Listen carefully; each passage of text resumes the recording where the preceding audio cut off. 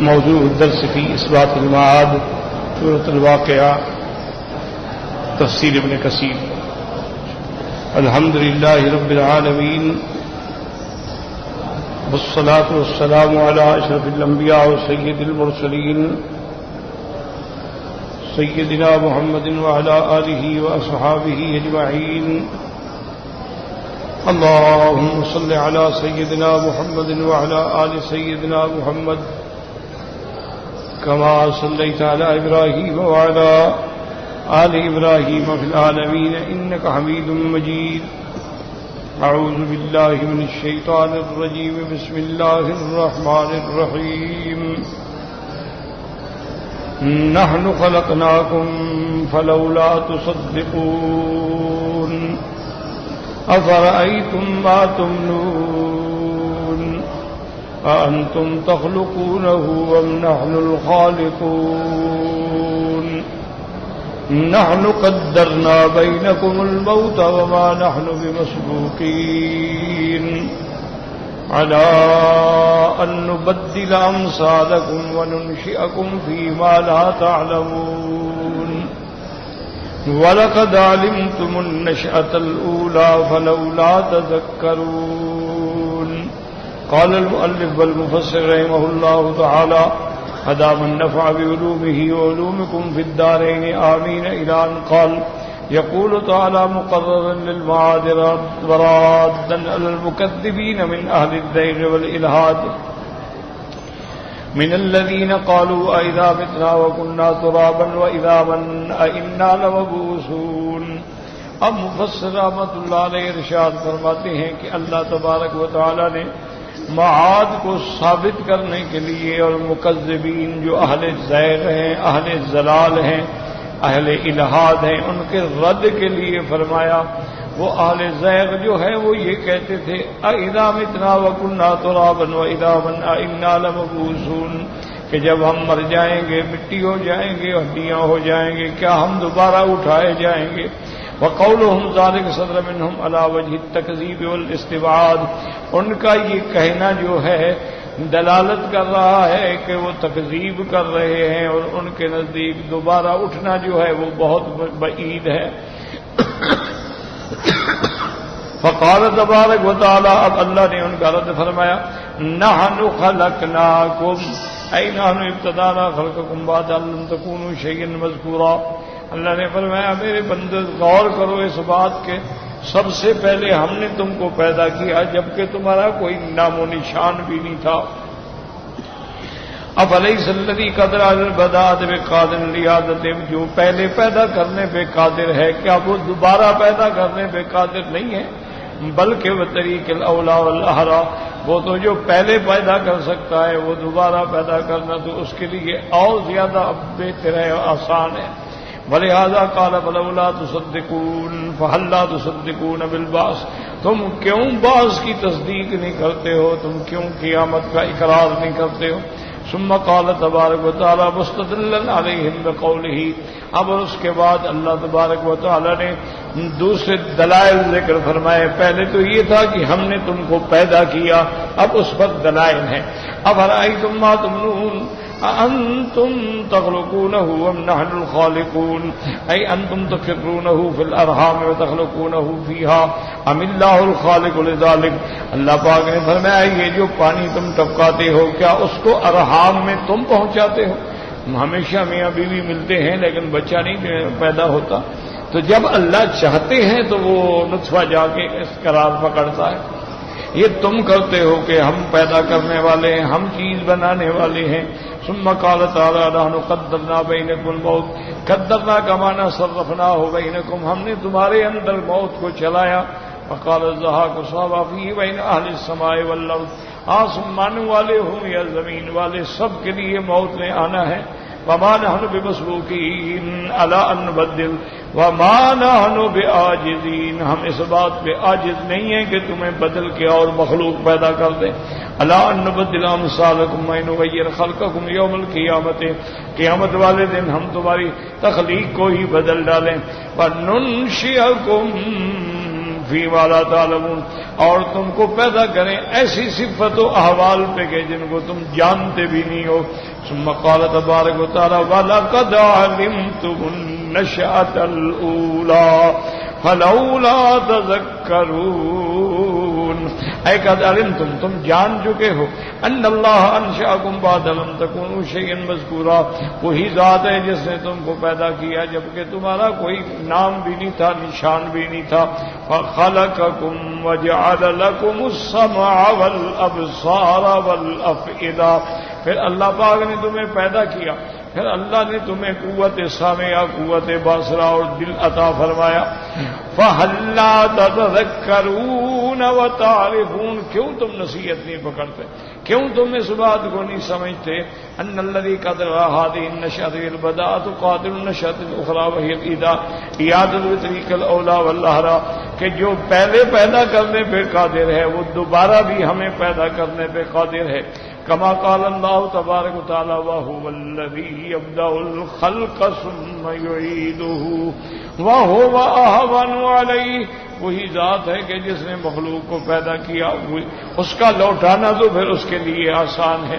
یاد رکھو یہ تو سمجھانے کے لیے ہے، ورنہ اللہ کے لیے پہلے بھی مشکل نہیں تھا اور بعد میں بھی کوئی مشکل نہیں ہے، یعنی یہ سمجھانے کے لیے ہے کہ جو پہلے بنا سکتا ہے دوبارہ بنانا تو پھر آسان ہے۔ اور اس کے بعد فرماتی ہیں وَلَا يَذْكُرُ الْإِنسَانُ أَنَّا خَلَقْنَاهُ مِنْ قَبْلُ وَلَمْ يَكُ شَيْئًا، کیا اب انسان یہ نہیں جانتا، نہیں سمجھتا، نہیں یاد کرتا ہم نے اس کو پیدا کیا جبکہ اس کا نام و نشان بھی نہیں تھا، کوئی وجود ہی نہیں تھا۔ اَوَلَمْ يَرَ الْإِنسَانُ أَنَّا خَلَقْنَاهُ مِنْ نُطْفَةٍ، کیا انسان یہ بات نہیں دیکھتا کہ ہم نے اس کو پیدا کیا نطفے سے؟ فَإِذَا هُوَ خَصِيمٌ مُّبِينٌ، جب ہم نے اس کو انسان بنایا، ہم نے اس کو سمع، قوت دی، بصر دیا، عقل دیا، فہم دیا، تو اب وہ بڑا جھگڑا رو بنتا ہے۔ وَضَرَبَ لَنَا مَثَلًا وَنَسِيَ خَلْقَهُ، اب مثالیں دیتا ہے حالانکہ اپنی پیدائش کو وہ بھول گیا۔ قَالَ مَن يُحْيِي الْعِظَامَ وَهِيَ رَمِيمٌ، کون ہے جن ہڈیوں کو دوبارہ زندہ کرے گا جب وہ بوسیدہ ہو گئیں؟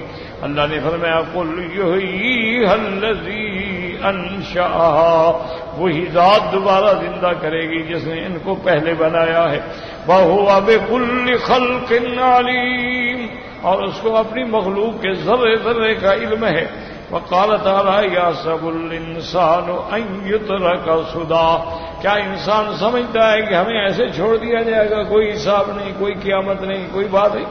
الم یک نطفۃ من منی یمنی ثم کان علقۃ فخلق فسوى فجعل منه الزوجين الذكر والأنثى أليس ذلك بقادر على أن يحيي الموتى بلى وقادر وأنا على ذلك من الشاهدين أفرأيتم ما تحرثون أأنتم تزرعونه أم نحن الزارعون لو نشاء لجعلناه حطاما فظلتم تفكهون إنا لمغرمون بل نحن محرومون أفرأيتم الماء الذي تشربون أأنتم أنزلتموه من المزن أم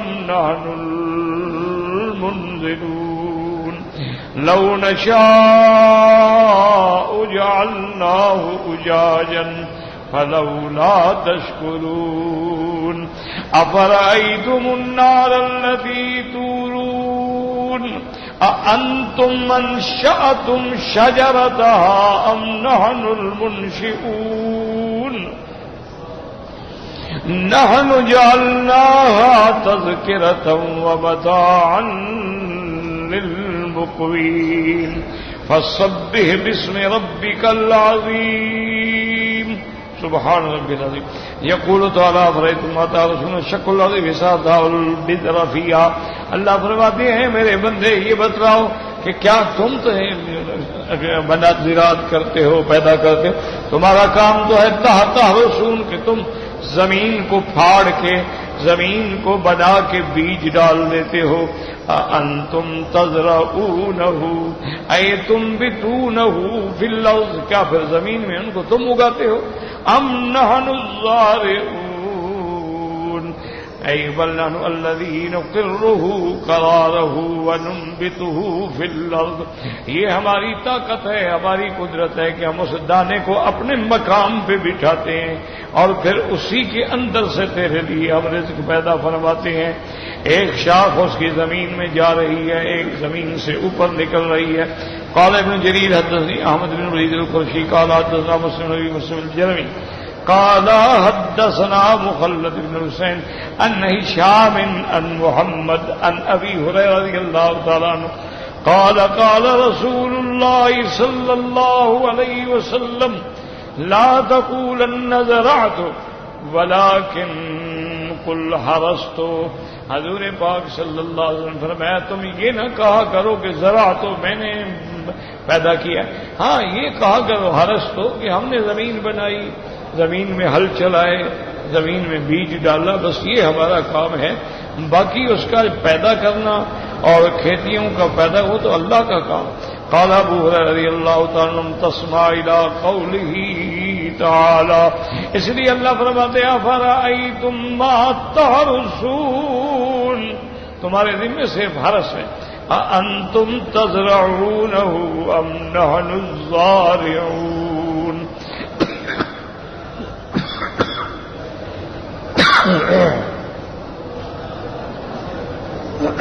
رواه البزار محمد بن عبد الرحیم المسلم الجرمی به وقال ابن حاتم حدثنا ابي قال حدثنا موسى بن اسماعيل قال حدثنا حماد بن عطاء النبي عبد الرحمن لا تقولوا زرعنا، یہ نہ کہو ولكن قولوا حرثنا، یہ کہا ہم نے زمین بنائی ہے، اب جمانا پیدا کرنا اس کا کام. فروانا دل بدری انو کا ترى انتم تزرعونه ام نحن الزارعون وامثالها يقول بل انت یا ربی. یعنی جب حضرت حجر المدری جو ہیں وہ آیت پڑھتے تھے کہ کیا تم نے جمایا کہ ہم نے، تو کہتے بلا انت یا ربی، یا رب آپ نے جمایا، ہم نے کیا کیا. وقوله تبارک و تعالی لو نشاء لجعلناه حطاما اي نحن انبتنا رزقنا ورحمتنا وابقيناه لكم رحمة بكم فلو نشاء لجعلناه حطاما لأيبسناه قبل استوائه استحصاده. اللہ پاک نے فرمایا دیکھو یہ میری مہربانی ہے کہ میں نے تمہاری کھیتیاں پیدا کی اپنے لطف سے، اپنی رحمت سے، پھر ان کو تیرے لیے باقی رکھا. اگر ہم چاہتے تو اس کے پکنے سے بھی پہلے خشک کر کے ختم کر دیتے، چورا چورا کر دیتے. فضل تم تفکرون سمفسرتا، پھر تم بیٹھتے باتیں کرتے. انا لمغرمون بل نحن محرومون. اے لو جعلناه حطاما، اگر ہم اس کو خشک کر کے ختم کر دیتے لظللتم تفکرون فی المقالۃ، تم مختلف قسم کی پھر باتیں کرتے. فنقولن انا لمغرمون اے لملکونا، کہ یہ ہم پہ بہت بڑا گھاٹا پڑا. وقال مجاہد انا لمولئ بنا، بھی ہم تو اسی میں الجھے رہ گئے. وقال قتادہ معذبون، مغرمون مانا ہم عذاب ملا. فتارة يقولون بل نحن محرومون، بھی ہم تو تھے ہی محروم. وقال مجاہد انا لمغرمون ملکون للشر بل نحن حارفون، یعنی ہم تو ایسے لوگ ہیں جن کو شر کی طرف ڈالا گیا. لا یثبتنا مال ولا ينتجنا ربح، ہمارے لیے نہ کوئی مال باقی رہتا ہے، نہ کوئی چیز ہمارے لیے نفع کا ذریعہ بنتی ہے. وقال مجاہد بل نحن محرومون اے مجددون، یعنی لا حظ لنا، یعنی ہم تو ایسے بد نصیب ہیں کہ ہمارے لیے کچھ بھی نہیں رہا. اس کے بعد قال بعض مجاہد تم تفکہون تعجبون، انہوں نے فرمایا ایک معنی یہ بھی ہے کہ تم تعجب کرو گے کہ کیا ہو گیا. وقال مجاہد تفقہون تفجعون وتحزنون، یعنی تم جب دیکھو گے کہ فصل برباد ہو گئی ہے تو تم اچانک حیران ہو جاؤ گے، غمگین ہو جاؤ گے. علامہ فاتکم من ذرکم وهذا يأتي الاول وهو تعجب من السبب الذي من اجله يصيب في مالهم وهذا اختیار ابن جریر، یعنی پہلے قول کی طرف راجح ہے کیونکہ تعجب اسی لیے ہے جو ان کے مال پہ مصیبت پڑی. وقال اکرمہ تفضلتم تفقهون تلاومون، ایک دوسرے کو ملامت کرنا. وقال الحسن وقتادہ وسدیوہ تفقهون تندمون، تم ندامت کرو گے، شرمندگی. اب ندامت سے کیا بنتا ہے؟ ومانا ہو ما انفقتم اولا ما ستم من الذنوب، یعنی اب تم ندامت کرو گے کہ اتنا خرچہ کیا، فصل بنائی لیکن کچھ بھی نہ ملا، یا اپنے گناہوں پہ. قال سے تفقہ من الازداد تقوى تفقہ دمانا تنعم تفقہ دمانا حزن. تو حضرت قصائی لغت میں بھی امام ہیں، وہ فرماتی ہیں تفقہ کا لفظ جو ہے یہ ازداد سے ہے، یعنی ایک چیز میں دونوں معنی پائے جاتے. تفقہ کا معنی یہ بھی ہے کہ مجھے وہ بڑی نعمت مل گئی، اور تفقہ کا معنی یہ بھی ہے کہ مجھے غم پہنچا. تو ایک ہی لفظ جو ہے یعنی ازداد میں استعمال ہوتا ہے. ضد میں جیسے لفظ زوج ہے وہ بھی ازداد میں سے ہے، خامن بھی زوج ہے، بیوی بھی زوج ہے، تو دونوں پر اس کا اطلاق ہوتا ہے. تو اللہ تبارک و تعالی نے یہ دلائل دیے.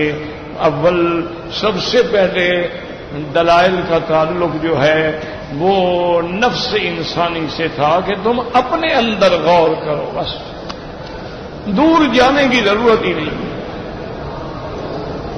اسی لیے یاد رکھیں نا کہ بڑے بڑے بزرگ جو گزرے ہیں وہ اپنے مریدین کو سکھاتے ہیں نا کہ مراقبہ کرو. وہ مراقبے کا معنی یہی ہوتا ہے کہ بیٹھ کے غور کرو، تدبر کرو، ہر طرف سے نظریں بند کر کے الگ بیٹھ کے تنہائی میں غور کرو، اور اپنے اندر غور کرو کہ انسان کے اندر یہ ساری مشینری جو ہے یہ کس نے بنائی. دیکھو نا جی، آپ ایک آنکھ ہے، کسی آنکھ والے ڈاکٹر کے پاس جا کر اس کا چارٹ دیکھیں نا تو آپ حیران ہو جائیں گے کہ ایک آنکھ میں اللہ نے کتنی چیزیں ہیں. کان ہے، کسی ENT ڈاکٹر کے پاس جا کے اس کے چارٹس دیکھیں کہ کان جو ہے جو سنتے ہیں ہم، اس کا نظام اللہ نے کیسے بنایا. دماغ ہے، چلو انسان کا تم نے نہیں دیکھا، جانوروں کا تو مغز کھاتے رہتے ہو نا، دیکھا کیسے اللہ نے بنایا، پھر کیسے اس کو تقسیم کیا، پھر اس کے اندر کیسے اللہ نے شرائین کو جوڑا ہے. یہ کہتے ہیں نا اللہ نہ کرے اللہ نہ کرے کسی کو فالج ہو گیا، اصل میں وہ دماغ کے کام ہے، سارا وہ سسٹم جو ہے نا وہ کام چھوڑ دیتا ہے.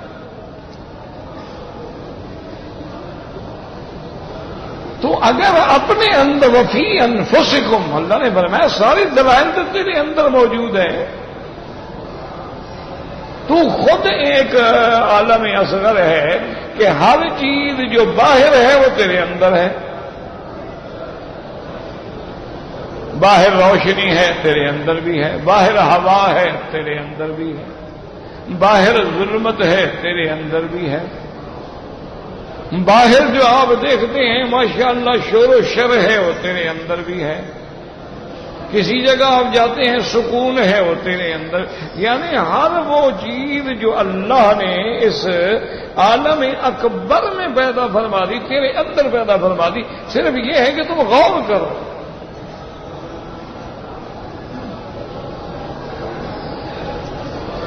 اسی لیے ایک حدیث مبارک بھی آتا ہے کہ حاسبو قبل ان تحاسبو، اپنا محاسبہ کرو اس وقت سے پہلے جب حساب کا وقت آ جائے. پہلے بیٹھ کے محاسبہ کرو کہ میں نے آج کیا کیا. سارے دن کے اپنے کام لکھو کہ میں نے صبح اٹھنے کے بعد سے لے کر رات کے سونے تک کیا کیا کیا. اس میں کتنے کام ہیں جو اللہ کی فرما برداری کے ہیں اور کتنے ہیں جو نافرمانی کے ہیں؟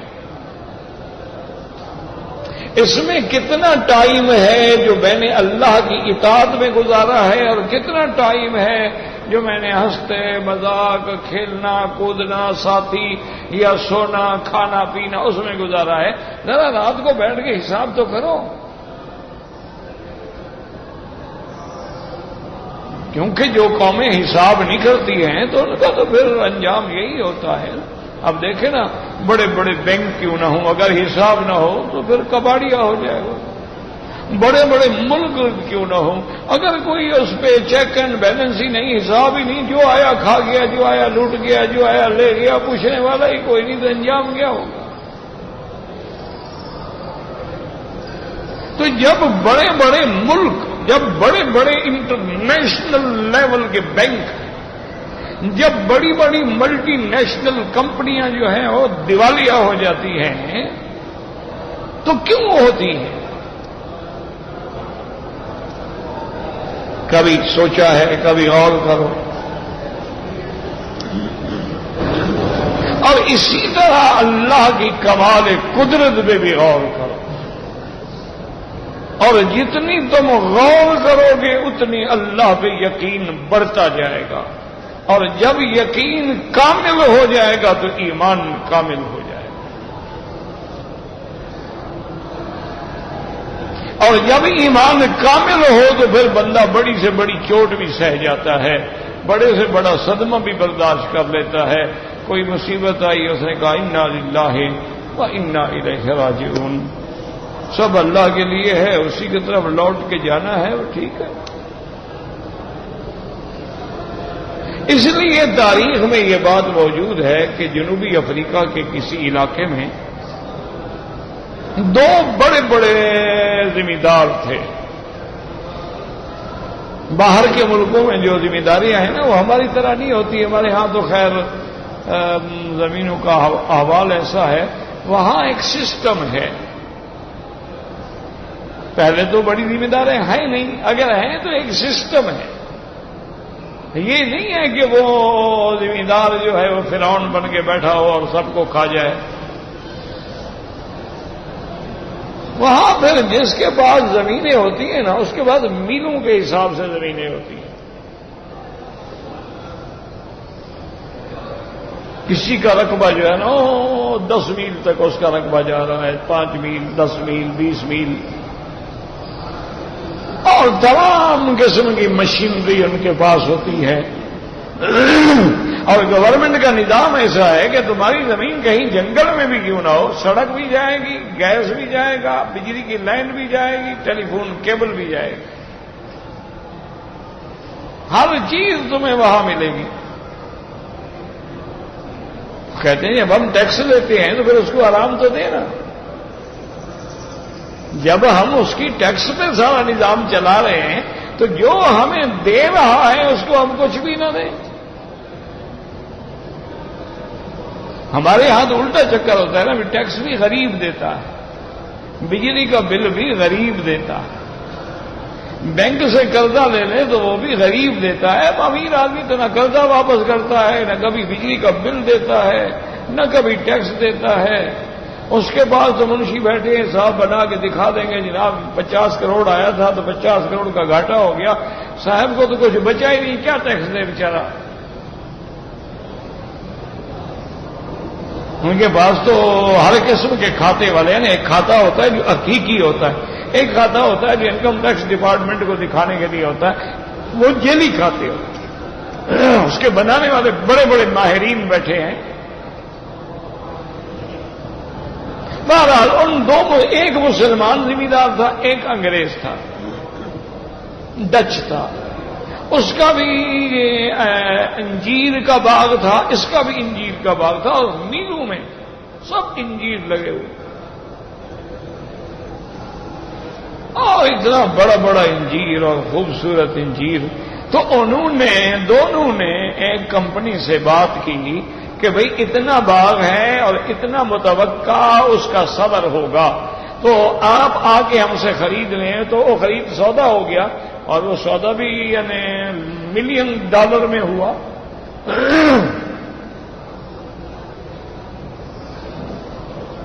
اب انہوں نے گھر میں بیٹھ کے حساب کر دیا کہ بھئی وہ لگایا تو ہم نے 5 ملین تھا، لیکن دیکھیں ہمیں 15 ملین مل رہا ہے، 10 ملین نفع ہے. دوسرے دن ان کی ہیلی کاپٹر سروس سے جانا تھا، چونکہ انجین زیادہ دیر تو رہ نہیں سکتا نا، خراب ہو جاتا ہے. تو جو لیتی ہے نا پھر ان کے لیے کارگو ہیلی کاپٹر ہوتے ہیں. تو رات کو جناب خوش ہو کے آ گئے جی کل انشاءاللہ سروس آ جائے گی اور کمپنی مال لینا اتارنا شروع کرے گی. رات کو جو چلی اندھیری طوفان آیا، وہ اتنا طوفان شدید تھا کہ پھل تو پھل، وہ درخت بھی ٹوٹ گئے. انجیر کا درخت بھی تو کمزور ہوتا ہے، کوئی ایسا مضبوط تو نہیں ہوتا. صبح کو جب وہ انگریز بنا گھر سے جناب وہ ناشتہ واشتہ کر کے تیار ہو کے اور سوٹ پہن کے اور اپنی جیپ میں بیٹھ کے آیا تو آگے دیکھا تو تباہی ہو گئی. وہ تو پھل درخت ہی نظر نہیں آتے، سب چورا ہو گیا. وہ کھڑے کھڑے مر گیا، اس کو ہارٹ اٹیک ہو گیا صدمے سے، وہی کھڑے کھڑے مر گیا. مسلمان آیا، اس نے دیکھا سب کچھ چورا چورا ہو گیا، ملیا میٹ ہو گیا. وہ وہیں کھڑا ہو گیا، اس نے کہا انا للہ و انا الیہ راجعون، اللہم اجرنی فی مصیبتی واخلف علی کل غائبۃ لی منک بخیر. اور انا للہ پڑھتا پڑھتا گھر آ گیا اور ٹھیک ٹھاک کچھ نہیں ہوا اس کو. اب یہ باتیں جب اخبارات میں آئیں کہ بھی ایک آدمی تو فوراً مر گیا، نقصان تو دونوں کا برابر ہے، اور دوسرے کو کچھ بھی نہیں ہوا، وہ چل پھر رہا ہے، کھا پی رہا ہے، ہنستا ہے، مسکراتا ہے، اپنا پھر رہا ہے. اس پہ انہوں نے تحقیق کی، ریسرچ کی، بڑے بڑے پڑھے لکھے لوگ بٹھائے، تو انہوں نے فیصلہ کیا کہ جو مر گیا اس کا کسی ذات پر ایمان ہی نہیں تھا نا، وہ بے ایمان تھا، بے دین تھا. اس کا ایمان تھا اپنی طاقت پر کہ میں نے کاشت، میں نے درخت لگائے، میں نے محنت کی، میں نے یہ کیا اور میں نے یہ کیا اور سب کچھ ختم ہو گیا. تو اس کا دماغ اور دل جواب دے گئے. اس بندے کا اپنے اللہ کے ساتھ تعلق جڑا ہوا تھا، ایمان تھا اس کے اندر. اس کا ایمان تھا کہ جو ہوا ہے یہ اللہ کی طرف سے. ما اصاب من مصیبت الا باذن اللہ، اللہ کے اذن کے بغیر کوئی مصیبت ہمیں نہیں آ سکتی. اس لیے اس کو کچھ نہیں ہوا.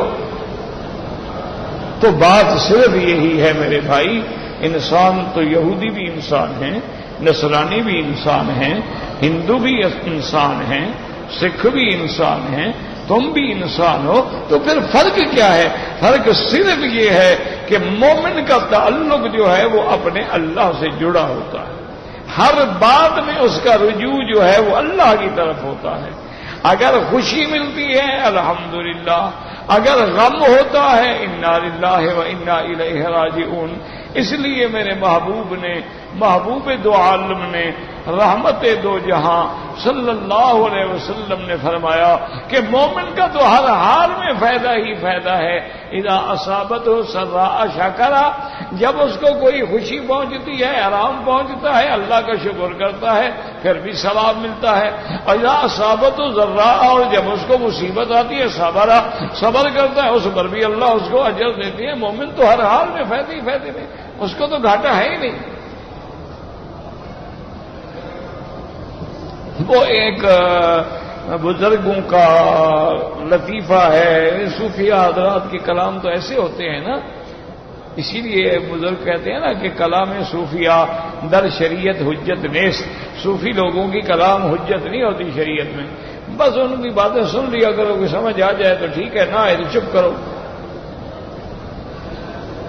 کیوں؟ وہ بھی اپنے عشق میں ہوتے ہیں نا. پھر عاشق کا حال تو یہی ہوتا ہے نا جی. اس کو تو لیلا، چاند میں بھی لیلا نظر آتی ہے اور پانی میں بھی لیلا نظر آتی ہے. عاشق کا تو کام یہ ہوتا ہے نا، ان بیچارہ مجبور ہے وہ. تو انہوں نے حضرت سری سکھتی رحمت اللہ علیہ بہت بڑے ولی گزرے ہیں، وہ ان کا ایک شاگرد ان کو نوٹ کرتا رہا، 1 دن 2 دن 4 دن 10 دن 20 دن. اس نے کہا کہ میں جب دیکھتا ہوں حضرت مسکرا رہے. عجیب بات ہے، انسان ہے، کبھی خوش ہوتا ہے تو کبھی غمگین بھی تو ہوتا ہے، کبھی ہنستا ہے کبھی روتا بھی تو ہے نا، کبھی پیاس ہوتی ہے کبھی بھوک ہوتی ہے، کبھی دھوپ لگتی ہے کبھی سردی لگتی ہے. انسان حضرت کو جب دیکھو مسکرا رہے ہیں. ایک دن اکیلے بیٹھے تھے تو اس نے کہا حضرت ہے تو بے ادبی گستاخی، لیکن بہرحال میں یہ بتا دیں کہ میں نے دیکھا ہے آپ کو کوئی غم ہی نہیں، آپ ہر وقت خوش رہتے ہیں، ہنستے رہتے ہیں، کوئی راز ہمیں بھی بتا دیں. وہ کہنے لگے بابا بات یہ ہے کہ میں خوش کیوں نہ رہوں، پوری دنیا میں جو بھی ہو رہا ہے وہ میرے منشے سے تو ہو رہا ہے. اسی میں مار کھا جاتے ہیں نا پھر لوگ کہ سب کچھ ہے صوفیاء کے ہاتھ میں ہے، وہ سب کچھ تو میری مرضی کے مطابق ہو رہا ہے. جب ہر کام میری مرضی کے مطابق ہو تو میں کیوں غم کروں؟ انہوں نے کہا حضرت آپ کی مرضی کے مطابق کیا، ہر کام تو اللہ کی مرضی سے ہوتا ہے، آپ کا کیا مطلب؟ انہوں نے کہا خدا کے بندے جب میں نے اپنی مرضی ہی ختم کر دی، اللہ کی رضا میں اپنے آپ کو فنا کر دیا کہ جو تیری رضا وہ میری رضا، بات ہی ختم ہوگی، میری مرضی کیا. انہوں نے کہا ہم نے اپنے اللہ سے فیصلہ کر لیا ہے کہ مولا جو تیری رضا ہے نا بس وہ میں راضی. رضینا باللہ ربن، تو خوشی دے میں راضی، تو غم دے میں راضی، اولاد دے میں راضی، نہ دے میں راضی. جب تیری رضا پہ میں راضی ہوں تو انہوں نے فرمایا پھر گویا کہ وہ میری رضا بن گئی نا. اسی لیے حدیث میں بھی آتا ہے نا کہ بندہ میری اتنی عبادت کرتا ہے، اتنی عبادت کرتا ہے، تقرب الی بالنوافل، نوافل کے ساتھ میرا تقرب ڈھونڈتا ہے، حتیٰ کہ جو سنتا ہے میں اس کا سما بن جاتا ہوں. تو معنی یہی ہوتا ہے کہ اب وہ میری کلام کے بغیر دوسری کلام سنتا ہی نہیں، ادھر توجہ ہی نہیں، وہ سنتا ہی وہ ہے جس میں میں راضی ہوں. یہ معنی ہوتا ہے. بعض لوگ پھر بزرگوں کی باتوں کو سمجھتے نہیں ہیں، وہ بیچارے شرک میں چلے جاتے ہیں کہ ہر کام بزرگ کی مرضی سے ہو رہا ہے اور پیر کے منشے سے ہو رہا ہے. غلط بات ہے. وما تشاءون الا ان یشاء اللہ، ہر کام اللہ کے حکم سے ہو رہا ہے، اللہ کی رضا سے ہو رہا ہے. لیکن بزرگ چونکہ اس کی رضا پہ راضی ہوتے ہیں، اپنی رضا کو مٹا دیتے ہیں، اپنی ہستی کو فنا کر دیتے ہیں کہ میں نے کچھ ہوں نہیں نا. جب میں کچھ بھی نہیں تو بات ختم ہو گئی. یہ عقل تو اس وقت تک ہے نا جب تم کہتے ہو میں ہوں، میں خان جناب، میں سردار، میں وڈیرا، بس موت اسی پہ آتی ہے. جب آدمی مٹا دے اپنے آپ کو کہ جی میں تو کچھ بھی نہیں، میں تو ایک عاجز انسان ہوں، یہ اس کا کرم ہے کہ اس نے مجھے آنکھیں دے دی ورنہ میں اندھا بن کے ٹھوکریں کھاتا. یہ شکر ہے اس نے مجھے ٹانگیں دے دی ورنہ میں بھی کسی ریڑھی پہ بڑا ہوتا، گھسٹ رہا ہوتا. یہ تو اس کا شکر ہے مجھے سننے کی طاقت دے دی ورنہ میں بھی گونگا ہو کے بہرا ہو کے بیٹھا رہتا. اس لیے اللہ پاک فرماتے ہیں کہ سب کچھ پہ غور کرو کہ کون ہے بنانے والا. فرمایا فرائیتم الماء الذی تشربون، اللہ فرماتے ہیں جو پانی تم پیتے ہو، اانتم انزلتموہ من المزن ام نحن المنزلون. یاد رکھو پانی کبھی اللہ آسمانوں سے براہ راست بھی اتار دیتے ہیں اور اللہ تبارک و تعالیٰ کبھی پانی جو ہے وہ بادلوں سے اتار دیتے ہیں. اانتم انزلتموہ من المزن بادل قالہ ابن عباس ومجاہد وغیرہ ام نحن المنزلون یقول بل نحن المنزلون. اچھا ایک بات یاد رکھو، آج کل یہ آ جاتے ہیں اعتراضات، وہ کہتے ہیں جی کہ بادلوں سے پانی اللہ جو کہتے ہیں میں اتارتا ہوں، وہ کہتے ہیں ہمارے پاس بھی ذرائع ہیں، ہم اپنے جہازوں کے ذریعے بادلوں کے اوپر جا کے اس کیمیائی مادے کو ڈال دیتے ہیں تو بادل جو ہیں برس پڑتے ہیں، تو ہم بھی تو اتار سکتے ہیں. تو یہ بات بھول جاتے ہیں بے وقوف کہ چلو تم نے جناب اس پہ بات، تمہیں کس نے بنایا؟ تمہیں بھی کسی کیمیاوی مادے نے بنایا؟ اگر اللہ نے بنایا ہے تو پھر امانت وہی ہو گیا نا، کان یوں پکڑو یا کان یوں پکڑو۔ مسلمان سیدھی بات کرتا ہے کہ اللہ ہے اور تم اسباب میں کھو جاتے ہو۔ انتم انزلتموه من المزن ام نحن المنزلون لو نشاء جعلناه اجاجا یعنی ضعافا مرا، کڑوا بنا دیتے، لا يصلح للشرب ولا زرع، نہ وہ پینے کے قابل ہوتا نہ زراعت کے قابل ہوتا۔ افلولا تشکرون اے فہل لا تشکرون نعمت اللہ علیکم فی انزالہ المطر علیکم عذبا ضلالا، تم اللہ کی اس نعمت کا شکر کیوں نہیں کرتے ہو کہ اللہ تبارک و تعالی آسمانوں سے میٹھا پانی برساتے ہیں، میٹھا پانی پینے والا بڑا پسندیدہ۔ لکم منہ شراب ومنہ شجر فی تسیمون، پیتا بھی ہو کھیتیاں بھی اگتی ہیں، ينبت لكم به الزرع والزيتون والنخيل والأعناب ومن كل الثمرات إن في ذلك لآية لقوم يتفكرون۔ اللہ تمہارے لیے کھیتیاں اگاتے ہیں، زیتون اگاتے ہیں، کھجوریں بناتے ہیں، تمہارے لیے انگور بناتے ہیں، ہر قسم کے پھل تمہیں دیتے ہیں تاکہ شکر کرو اللہ کی نعمتوں کا۔ شکر کا معنی اللہ پر ایمان لے آؤ اور اللہ کے حکم پر چلو، یہ شکر ہو، صرف زبانی شکر نہیں ہوتا ہے۔ دیکھو یاد کرو کہ اللہ کی شان ہے۔ اب اسی انگور پہ دیکھ لو، اسی کھجور پہ دیکھ لو، زیتون پہ دیکھ لو، جو دشمن اسلام ہیں وہ اسی پہ لگے ہوئے ہیں، ریسرچ کر رہے ہیں اور انہوں نے تحقیق کا حق ادا کر دیا ہے کہ زیتون کا کیا کیا فائدہ ہے اور کس کس چیز میں استعمال ہو سکتا ہے، انگور کا کیا فائدہ ہے، کھجور کا کیا فائدہ ہے۔ انہوں نے ساری بحثیں کر کے ایسے ایسے فوائد اور منافع نکالے ہیں کہ پوری دنیا اس سے فائدہ اٹھا رہی ہے، اور ہم نے قرآن کو صرف تعویذ لکھنے کے لیے رکھا ہوا ہے۔ کیا یعنی آپ یقین کریں کہ حضور کی حدیث مبارک میں آ گیا حبۃ السوداء کے بارے میں کہ شفاء، کہ ہر بیماری سے شفا الا الموت، موت کو نہیں روک سکتا ہے۔ انہوں نے اسی حبۃ السوداء پہ جو بحث کی ہے نا جی، ساری یونیورسٹیاں لگ گئی اس پہ تحقیق کرنے کے لیے، آخر وہ اس انجام پہ آ گئے ہیں۔ وہ کہتے ہیں کہ اللہ نے اس حبۃ السوداء یعنی کلونجی میں اس میں اتنی طاقت رکھی ہے کہ یہ کینسر کو بھی روک دیتا ہے، یہ ایڈز کو بھی روک دیتا ہے، اور یہ تیرے بدن پر جو دشمن بیکٹیریا حملہ کرتے ہیں ان سب کو بھی روک دیتا ہے۔ اس کے اندر اللہ نے ایسی طاقت رکھی۔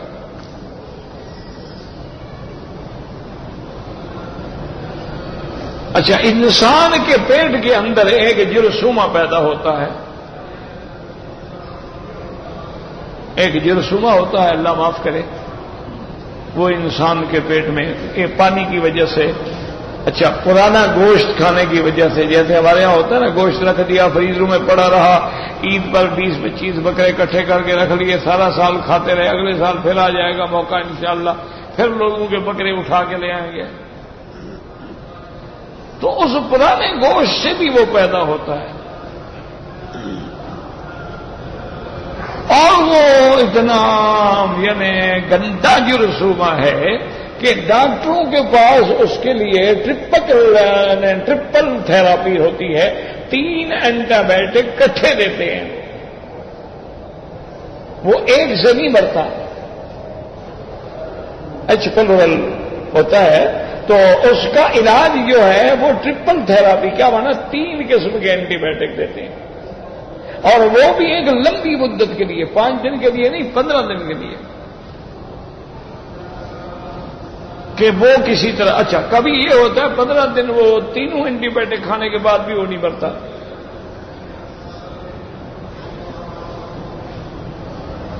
بس اس اینٹی بایوٹک کا ایک فائدہ ضرور ہو جاتا ہے کہ اس سے آگے بیماریاں نہیں بڑھتی، السر نہیں ہوتا اور چیزیں نہیں ہوتی، لیکن وہ جب بھی آپ براز چیک کرائیں گے تو سٹول چیک کرائیں گے وہ پھر آ جائے گا، وہ نہیں بچتا۔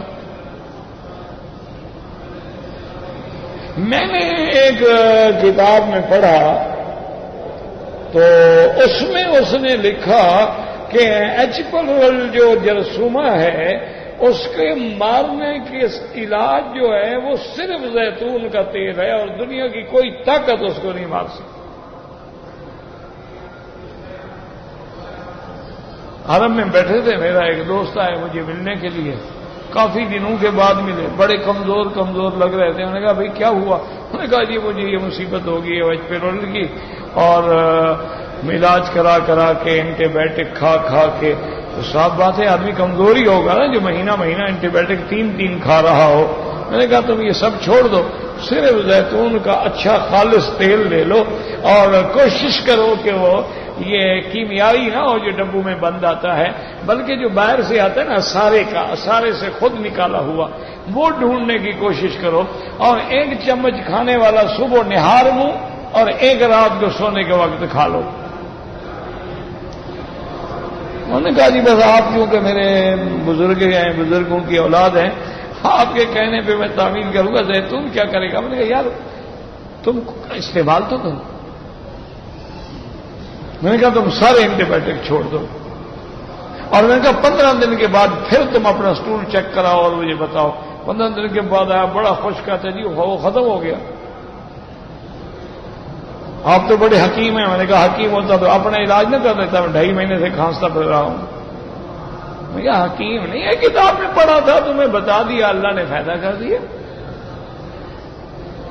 تو یہ اللہ کی نعمتیں ہیں لیکن ہم نے قدر نہیں کی ہے، ہمارے ہاں قدر نہیں ہے۔ قرآن شریف ہے بس سینے سے لگا لو، آنکھوں پہ لگا لو، چوم لو، سبحان اللہ، دونوں جہانوں کا بادشاہ، پر تیری مانیں گے ہم ایک بھی نہیں۔ یہ ہمارا مسلمان جب بیٹی کو رخصت کرتے ہیں شادی کے موقع پہ چادر لے کے قرآن اوپر رکھ کے میری بیٹی بھی قرآن کے سائے کے نیچے سے جا رہی ہے، چاہے وہ ڈانس کرتی ہوئی جا رہی ہو۔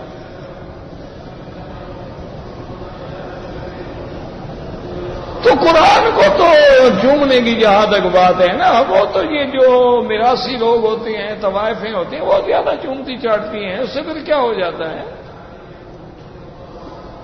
عمل کرنا ہے، عمل، یہ نہیں کہ تاکوں میں سجایا جاتا ہوں اور دھو کے پلایا جاتا ہوں۔ قیامت میں قرآن یاد رکھو، قرآن اگر مدعی بن کے کھڑا ہو گیا نا پھر جہنم ملے گی۔ قال رب ان قوم اتخذوا هذا القرآن مہجورا، وہ لوگ ہیں جنہوں نے قرآن کو چھوڑ دیا۔ اب اس لیے اللہ تبارک و تعالیٰ فرماتے ہیں غور کرو تمہارے لیے میں نے کیا کیا نعمتیں پیدا کی۔ وقال ابن ابي حاتم حدثنا ابي قال حدثنا عثمان سيد مرہ قال حدثنا فضيل المرزوق عن جابر نبی جعفر نبی صلی اللہ علیہ وسلم شرب الماء قال، حضور پاک میرے آقا میرے محبوب صلی اللہ علیہ وسلم جب پانی پیتے تھے تو فرماتے تھے الحمدللہ الذی سقانا عذبا فراتا برحمتہ ولم یجعلہ ملحا اجاجا بذنوبنا۔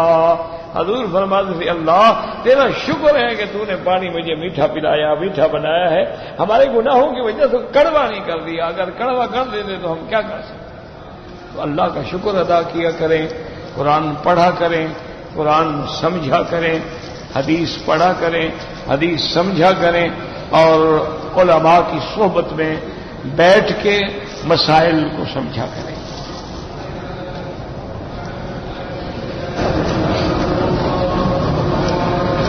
کہتے ہیں جی کہ میری سیدھی آنکھ جب پھڑکتی ہے تو اچھا کام ہوتا ہے، اور جب میری الٹی آنکھ پھڑکتی ہے تو میرا نقصان ہوتا ہے۔ الٹی آنکھ نکال دو، کیا خیال ہے؟ نہ ہوگی نہ پھڑکے گی، جب ہوگی نہیں تو پھڑکے گی کیا؟ اچھا کئی لوگ ہیں جن کی آنکھ پورا سال پھڑکتی رہتی ہے، پھر کیا کرو گے؟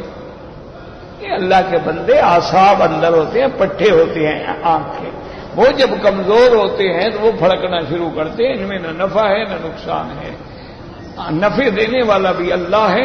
اس لیے حضور نے اس کے لیے بھی ہمیں دعا سکھائی ہے کہ اگر آنکھ پھڑکنے کا شبہ ہے یا تیرے ہاتھ پھڑکنے کا شبہ ہے، یہ کہتے او جی آج ہاتھ میں خارش ہو رہی ہے، ہاں پیسہ نکلے گا، اچھا اس ہاتھ میں خارش ہو رہی ہے پیسہ آئے گا، او آج میرے پاؤں میں خارش ہے، او سفر لکھا ہوا، یہ تو میراثیوں کے عقیدے ہیں،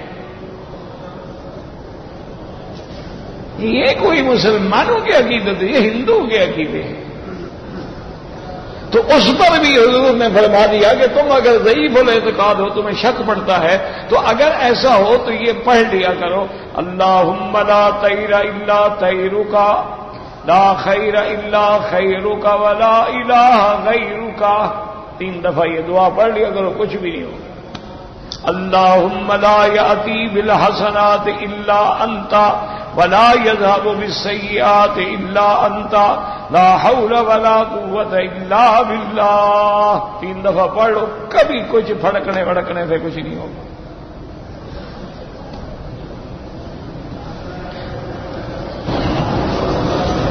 اور یہ ساری مصیبتیں بھی ہم مسلمانوں میں ہیں، کیونکہ ہمارے سارے ہندو قریب تھے نا، ان کے عقیدے ہمارے، ورنہ کبھی انگریز نے آپ کو کہا ہے میری آنکھ پھڑکتی،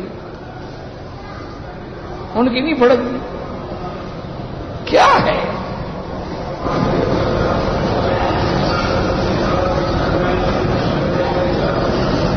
کہتے جی کہ حضور جب مکے سے ہجرت کر کے مدینہ منورہ آئے تو مدینے والوں نے خوشیاں منائیں، بالکل خوشیاں منائیں۔ حضور جب تمہارے ملک میں آئے تم بھی خوشیاں مناؤ، ہم تو منع نہیں کرتے۔ حضور پاک جب تمہارے ملک میں تشریف لے آئے خوشیاں مناؤ، بالکل خوشیاں مناؤ، لیکن یہ تو وہاں تو ہجرت کے بعد حضور کا جانا ثابت ہے، حضور کی انتظار میں وہ لوگ کھڑے تھے، اور حضور کو دیکھ کے انہوں نے کہا طلع البدر علینا من ثنیۃ الوداع۔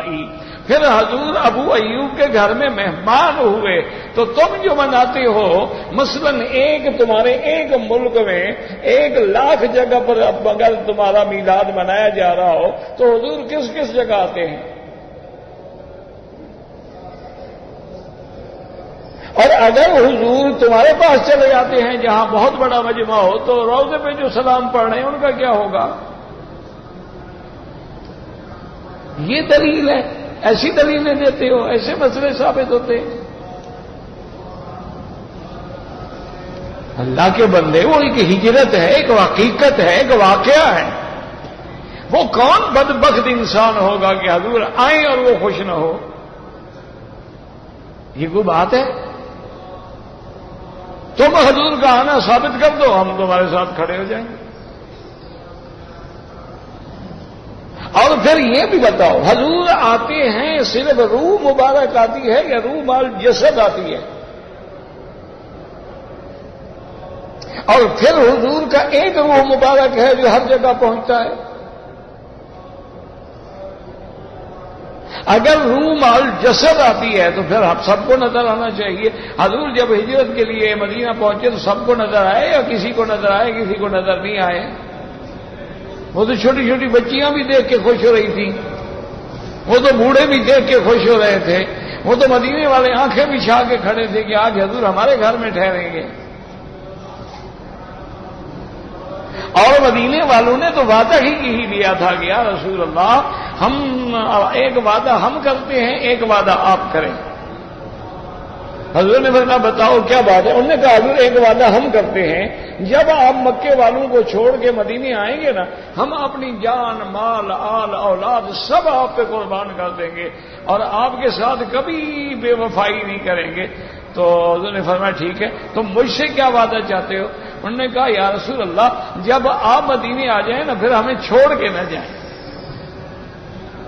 حضور پاک بھی جوش میں آ گئے، فرمایا فیکم احیا و فیکم اموت، مدینے والوں میں زندہ بھی اب تمہارے ساتھ رہوں گا اور موت بھی میری تمہارے ساتھ۔ میرے بھائی یہ دلیلیں نہیں ہوتی ہیں کہ فلاں نے خوشی منائی تھی، یہ کیا بات ہوئی؟ حضور فتح مکہ کے موقع پہ آئے، کو حالات پیش آئے، حضور مینا میں تشریف لائے، یہ دلائل تو نہیں ہوتے نا۔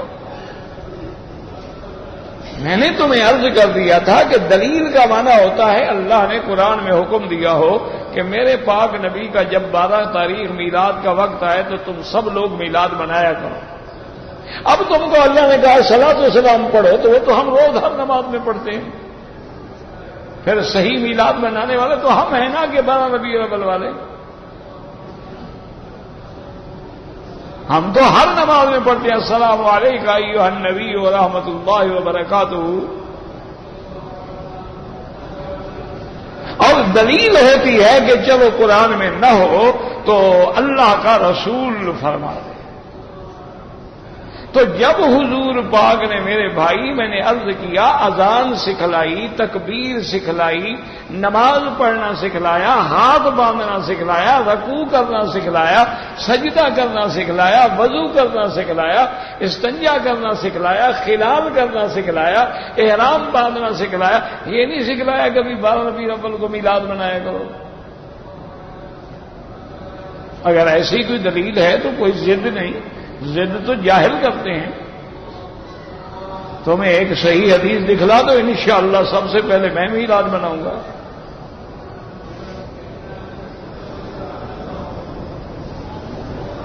باقی کوئی حوالہ دے دیجیے فلاں بزرگ مناتے تھے، تو بزرگوں کا عمل دلیل نہیں ہوتا۔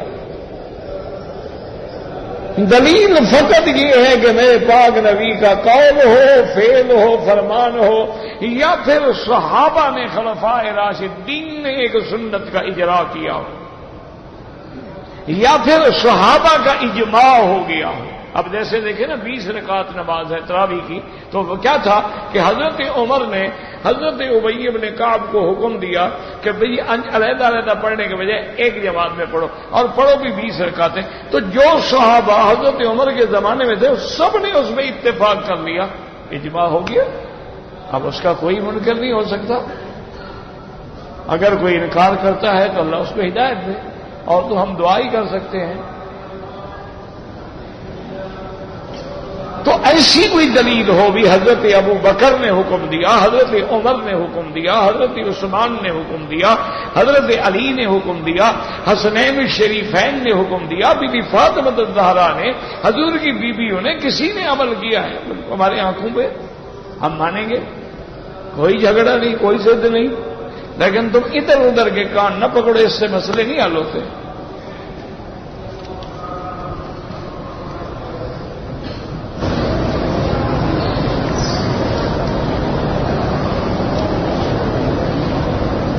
کہتے ہیں جی کہ ہم کام کرتے ہیں، کمپنی ہے کوئی، وہ ہمیں نماز نہیں پڑھنے دیتے، داڑھی نہیں رکھنے دیتے، چھوڑ دو نوکری۔ جہاں اللہ کا دین ضائع ہو نوکری نہ کرو، جہاں دین نہ ہو اس جگہ کو چھوڑ دو، اور جو چیزیں فرض میں رکاوٹ ہوں اس کو تو فوراً چھوڑ دیں۔ اور ایسی کمپنی کے بارے میں یہاں حکومت اسلام کی ہے الحمدللہ، یہاں قاضی ہیں، عدالتیں ہیں، قرآن ہے، فقہ ہے، فیصلے ہیں۔ تم 4 آدمی اکٹھے ہو کے جا کے درخواست دے دو، امر بالمعروف والوں کو بتاؤ کہ یہ کمپنی ہمیں کہتی ہے داڑھی نہ رکھو، نماز نہ پڑھو، دیکھو تمہارا انتظام کرتے ہیں کہ نہیں۔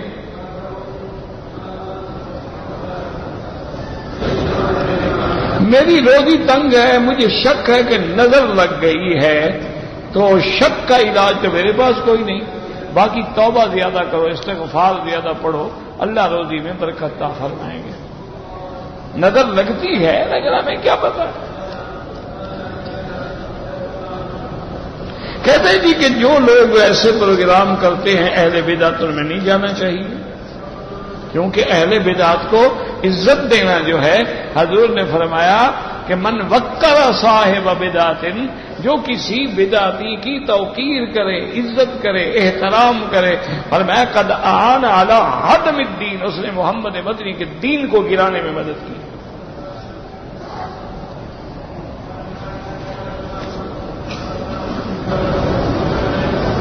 پتہ نہیں کیا کوئی بندہ کہتا ہے بندہ پہلے باندر پہلے انسان تھا تو باندر کو مل کے پتہ کر لو، وہ ساری باتیں مجھ سے تو نہ پوچھو نا. اس کے بعد چلے جاؤ، اس سے پوچھو کہ جناب آپ کب تک بندر رہے، کب انسان بنے، وہ تمہیں سب کچھ بتا دے گا انشاءاللہ. ہم تو بندر بننا نہیں چاہتے، تمہیں شوق ہے تو بن جاؤ. ہمارا تو اصل آدم تھا، بندر نہیں تھا. ہمارا ابا آدم تھا، بندر نہیں تھا جناب. کلکم، حضور نے فرمایا کلکم ولد آدم، تم سب آدم کی اولاد ہو. وہ آدم من تراب، اللہ نے آدم کو مٹی سے بنایا ہے، بندر سے نہیں بنایا. میں آپ کے لیے دعا کرتا ہوں، بڑی اللہ پاک آپ کو جزائے خیر دے. آپ میری صحت کے لیے دعا کرتے ہیں، اس کا بدلہ اللہ دیں گے. گھوڑے کا گوشت حلال ہے، بعض ائمہ کے نزدیک حلال ہے. بخاری شریف میں بھی روایت آتی ہے، تو بعض حضرات جو ہیں اس کو حلال سمجھتے ہیں، اور بعض ائمہ کہتے ہیں کہ حلال تو ہے لیکن اس کا ذبح کرنا حضور پاک کے زمانے میں ثابت نہیں. تو بہرحال ابھی بھی جو بخارا کے لوگ ہیں وہ باقاعدہ گھوڑا ذبح کرتے ہیں، کھاتے ہیں. بہر صورت حلال ہونے کی دلیل ہے ان کے پاس، حدیث میں ہے. اللهم صل على محمد وعلى آل محمد وبارك وسلم. ربنا تقبل منا انك انت السميع العليم. اللهم فرج هم المهمومين، نفس كرب المكروبين، وقض الدين عن المدينين، واشفنا واشف مرضانا ومرضى المسلمين. یا اللہ ہمیں حضور پاک کی سچی محبت نصیب فرما. یا اللہ ہمیں حضور پاک صلی اللہ علیہ وسلم کی اطاعت نصیب فرما. یا اللہ ہمیں حضور صلی اللہ علیہ وسلم کے فرمان پہ چلنے کی توفیق عطا فرما. یا اللہ ہمیں اہواء اور بدعات سے نجات عطا فرما. یا اللہ عالم اسلام کی حفاظت فرما. یا اللہ مسلمان جس ملک میں ہیں ان کی جان، مال، آبرو، عزت کی حفاظت فرما. ربنا تقبل منا انك انت السميع العليم، تب علينا انك انت التواب الرحيم. صلی اللہ تعالی علی خیر خلقہ سیدنا محمد وعلی آلہ وصحبہ اجمعین.